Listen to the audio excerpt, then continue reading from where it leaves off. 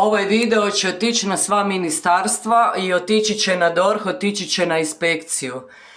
Želim da se ispita što se radi sa novcem iz proračuna zgrade. U prvom mjesecu je rečeno zgrada ima 25.000 eura u plusu. Znači lik nam želi podići pričuvu koju najveću plaćamo, mi 3 stana koji su dvoetažni u Zaprešiću tu gore, sa 50 na 150 eura samo pričuvu, ljudi moji. A pogledajte mi stan, đubre mi ne želi mi ovo sanirat.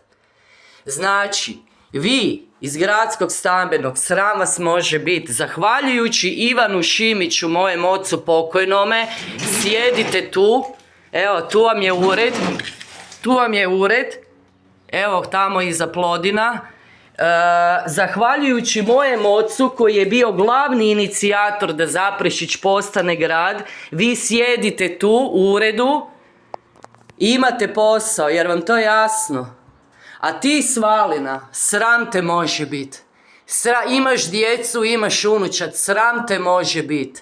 Znači, moj otac koji je bio glavni inicijator da grad bude da Zaprešić bude grad, niti jednom riječju nigdje nije spomenut.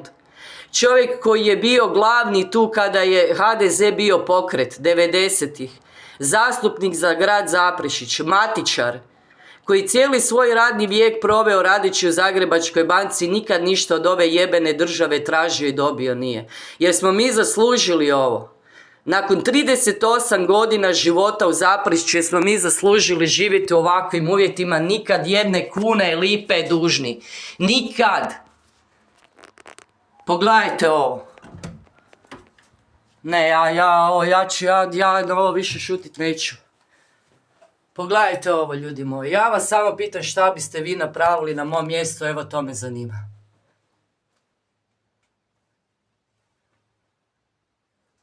Pokazala sam već u prijašnjem videu. Znači, htjela sam samo neke stvari, pogledao.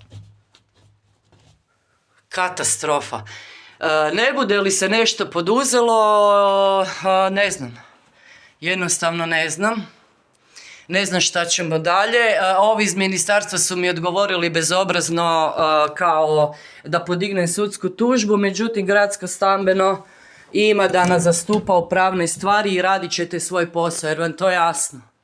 Radit ćeš svoj posao, čovječe, ili ćeš letit odavde, to ti ja kažem. Ivana Šimić ti kaže, nećete radit svoj posao, letit ćete odavde. Ja iz svoga stana ne idem. Gotovi smo.